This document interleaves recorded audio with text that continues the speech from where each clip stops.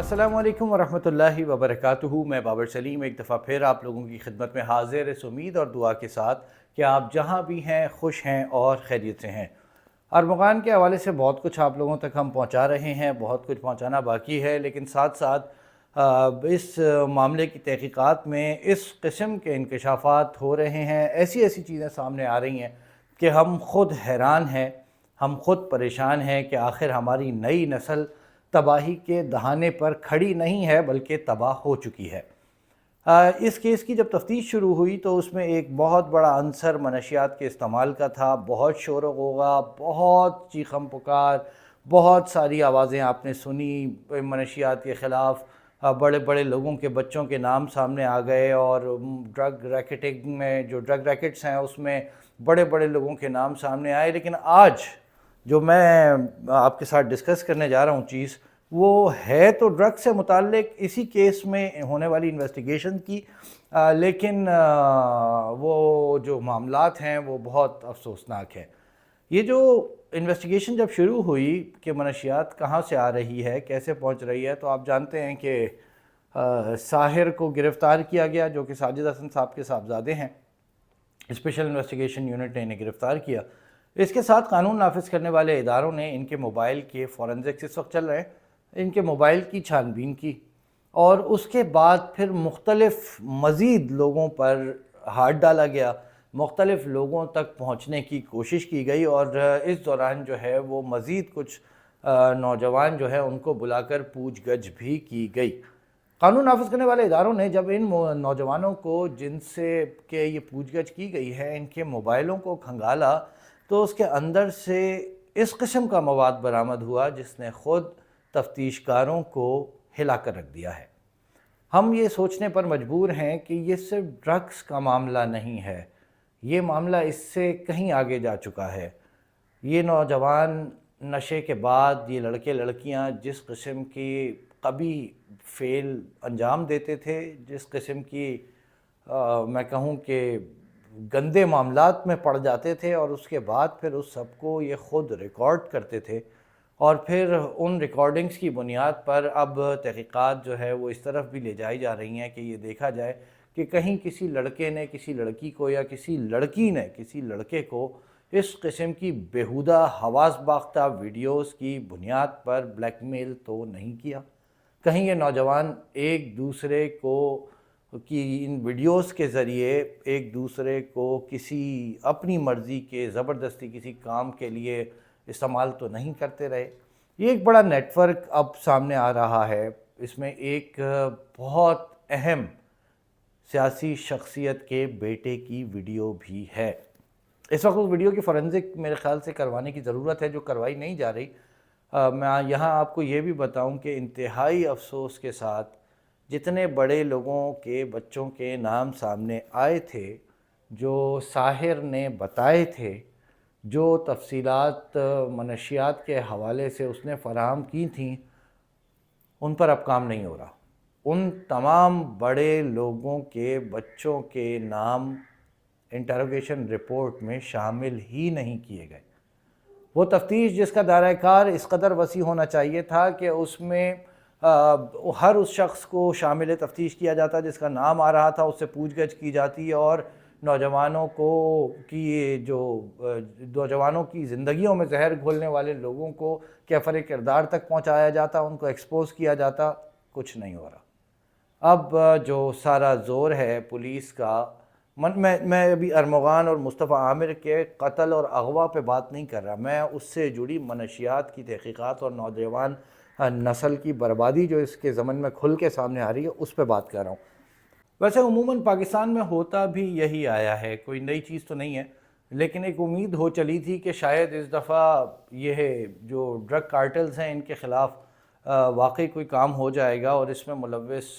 मैं कार्टल्स में तो खैर नहीं कहूँगा कि ये बच्चे मुलव्वस हैं, क्योंकि बहुत सारी चीज़ें बहुत क्लियर हैं मेरे सामने। आप लोगों को शायद लोग ये बता रहे हों कि बहुत बाअसर लोगों के जो बच्चे हैं वो ड्रग कार्टल्स का हिस्सा हैं, यानी वो ड्रग माफिया का हिस्सा हैं, या जो इस ट्रैफिकिंग में लोग मुलव्वस हैं वो बच्चे वो भी उन ग्रुप्स में शामिल हैं। ऐसा नहीं है, ये बच्चे हैं कंज्यूमर सारे,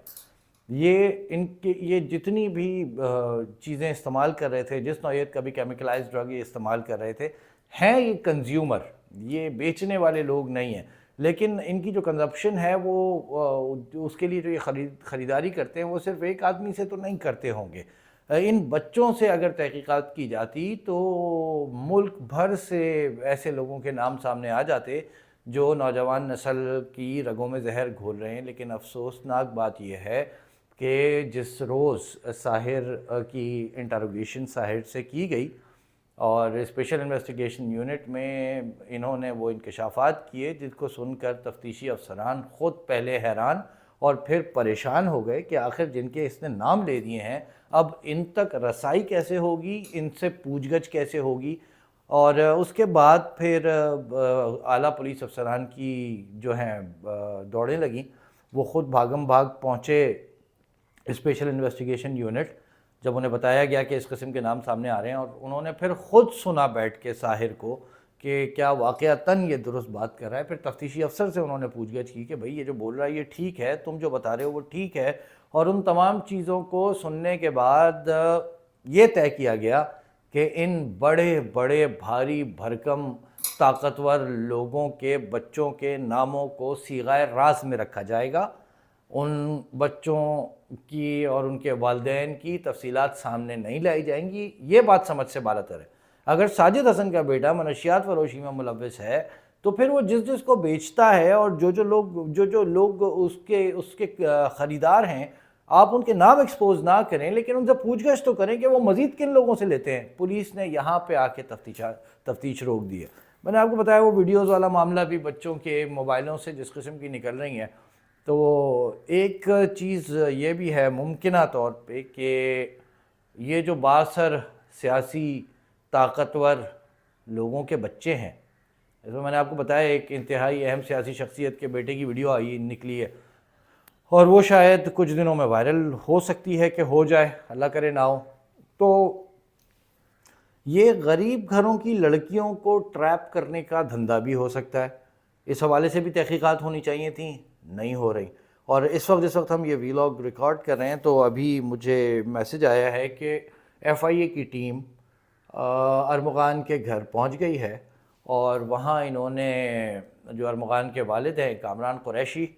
ان سے سوال جواب کرنے ہیں ممکنہ طور پہ۔ یہ پورا جو کال سینٹر ہے یہ کس نوعیت کا تھا، وہ ایک ویلاگ میں ویڈیو بنا کے آپ لوگوں کو دکھا چکا ہوں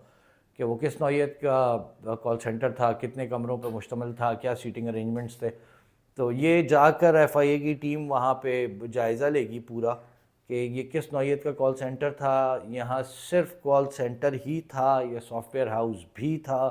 اس کے ساتھ کیا مائننگ مشینز بھی لگی ہوئی تھیں اور ڈیجیٹل کرنسی کا کام کیسے ہو رہا تھا۔ ممکنہ طور پہ کامران جو اس کے والد ہیں ارمغان کے، ان سے سوال جواب بھی کیے جائیں گے اور بنتے بھی ہیں ان سے سوال جواب، آپ کے صاحبزادے ہیں اور اس قدر پرتشدد ذہنیت کے مالک ہیں اور بے تحاشا پیسہ، اندھا پیسہ کما رہے تھے، تو بطور والد اس میں ان کا کیا ممکنہ طور پہ کردار ہو سکتا ہے یا نہیں ہو سکتا ہے، اس چیز کو بھی ایف آئی اے نے جانچنا ہے۔ لیکن اس سے بھی زیادہ حیران کن صورتحال یہ ہے کہ ایف آئی اے کو ابھی تک پولیس نے وہ 64 لیپ ٹاپس جو ہیں وہ فراہم نہیں کیے۔ وہ لیپ ٹاپس ملیں گے ایف آئی اے کو تو پھر وہ اس کو کچھ اسکین کریں گے، اس میں سے کوئی شواہد ڈھونڈنے کی کوشش کریں گے، جانچ کریں گے، منی لانڈرنگ کو دیکھیں گے۔ لیکن چونکہ پولیس کی جانب سے ابھی تک کچھ ایسا فراہم نہیں کیا گیا ہے تو ایف آئی اے کی تفتیش بھی وہیں کی وہیں کھڑی ہے، جو شروع ہی نہیں ہوئی تھی بیسیکلی۔ آج پہلا دن ہوگا کہ کچھ ہلچل ہم نے دیکھی ہے ایف آئی اے کی جانب سے، ورنہ کوئی کام نہیں ہو رہا۔ شیراز کو جیل بھیج دیا گیا ہے ان 2 دنوں میں، جن 2 دنوں میں ہم غیر حاضر رہے آپ کے پاس سے، تو شیراز کو جیل پہنچا دیا گیا ہے، جبکہ ارمغان کا 6 روزہ ریمانڈ پھر دے دیا گیا ہے۔ ارمغان ہر تھوڑی دیر کے بعد بے ہوش ہو جاتے ہیں، میں نے آپ کو بتایا تھا، بے ہوش ہونے کا ڈرامہ ان کا جاری ہے۔ انتہائی شاطر چالاک آدمی ہے، مسلسل اپنے بیانات تبدیل کر رہا ہے اور پولیس کو پریشان کر رکھا ہے۔ میں اپنے اگلے ویلاگ میں کچھ میں نے آپ سے کہا تھا کہ وہ ایک عینی شاہد کی آپ نے ویڈیو دیکھی، اس کے ساتھ کچھ انٹروگیشن رپورٹس اور خبروں کی بنیاد پر بہت گمبھیر ہوتی ہوئی صورتحال کو واضح کروں گا انشاءاللہ۔ آج میرے خیال سے اتنا بہت ہے۔ میں نے آپ کو بتایا کہ ان کے جو موبائلز ہیں ان سے نکلنے والی چیزوں نے حیران پریشان کر رکھا ہے اور افسردہ بھی کر رکھا ہے، سچی بات ہے۔